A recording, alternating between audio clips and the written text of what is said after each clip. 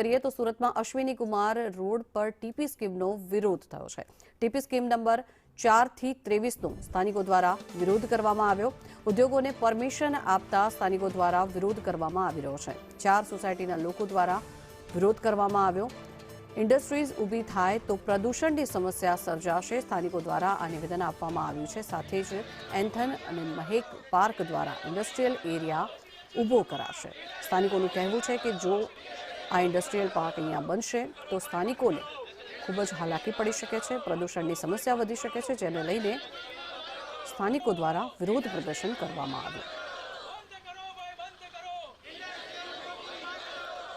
વધુ માહિતી મેળવીએ સંવાદદાતા જયેન્દ્ર પાંડે આપણી સાથે જોડાયા છે। જયેન્દ્ર, જે રીતે સ્થાનિકો દ્વારા માંગ કરવામાં આવી રહી છે તે લોકો કહી રહ્યા છે કે જો આ ઇન્ડસ્ટ્રી બનશે તો પ્રદૂષણ વધી શકે છે। કેવી પરિસ્થિતિ છે હાલ ત્યાં, કેવી રીતે નોંધાઈ રહ્યા છે વિરોધ? જી જયેન્દ્ર। જી જંગના વરાછા વિસ્તારમાં આવેલી અશ્વિની કુમાર વિસ્તાર છે, ત્યાં કુલ ટીપી સ્કીમ નંબર 4 થી લઈને 32 જે છે પ્લોટ નંબર એ રેસિડેન્ટ ઝોનમાં આવેલું છે। તો રેસિડેન્ટ ઝોનમાં રહેતા તમામ કુલ 4 જેટલી સોસાયટી દ્વારા ભાઈઓ અને બહેનો દ્વારા વિરોધ કરવામાં આવી રહ્યો છે। કારણ કે જે રીતે વાત કરવામાં આવે રેસિડેન્ટ ઝોન છે ત્યારે બાજુનું જે ખુલ્લું પ્લોટ છે 4 થી લઈને 32 સુધી તેને કઈ રીતે આ જે છે ઉદ્યોગોને આપી શકાય તે સૌથી મોટો પ્રશ્ન છે। છેલ્લા ઘણા સમયથી તેમના દ્વારા વિરોધ કરવામાં આવી રહ્યો છે। બેન, વિરોધ કરી રહ્યા છો શા માટે?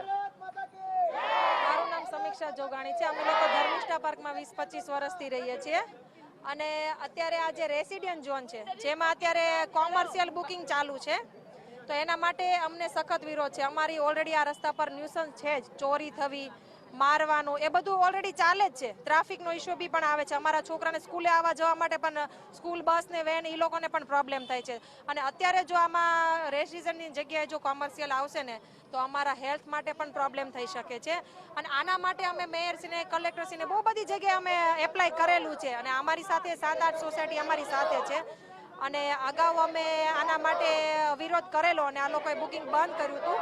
જો આ વખતે નહીં થાય ને તો અમે લોકો આના કરતાં પણ વધારે વિરોધ કરવા તૈયાર છીએ અને ચૂંટણીમાં પણ, વોટિંગમાં પણ પ્રોબ્લેમ થઈ શકે એમ છે। બિલકુલથી કોઈ પરિણામ ન આવે તો ઉગ્ર વિરોધ કરવામાં આવશે।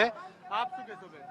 અમારી બસ એક જ માંગ છે કે આ કોમર્શિયલ બુકિંગ જે મૂકેલું છે એને તમે અટકાવો, કારણ કે કોમર્શિયલ આવશે તો અમારા રેસિડેન્ટ્સ માટે બહુ પ્રોબ્લેમ વાળી વસ્તુ છે। બાળકો છે, વડીલો છે અને કોઈ છોકરી બી એકલી જઈ શકે નહીં અને અરાજકતા પણ વધી શકે એમ છે। બિલકુલથી અન્ય લોકો પણ છે સોસાયટીનો છે, ભાઈઓને આપણે પૂછવાનો પ્રયાસ કરીશું।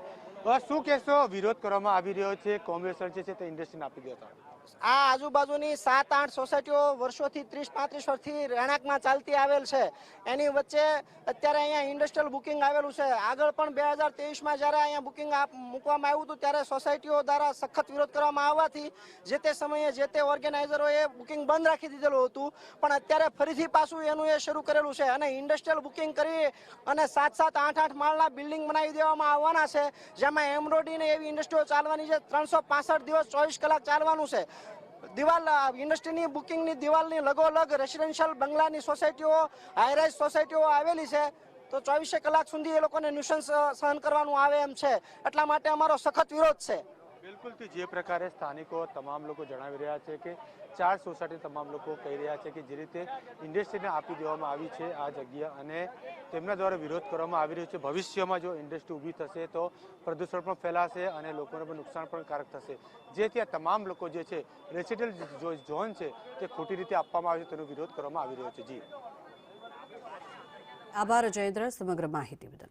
તો અશ્વિની કુમાર રોડ પર ટીપી સ્કીમ સામે સ્થાનિકો દ્વારા મોરચો માંડવામાં આવ્યો છે। સ્થાનિકો માંગ કરી રહ્યા છે જો અહીંયા ઇન્ડસ્ટ્રીઝ લાગશે તો પ્રદૂષણ વધી શકે છે।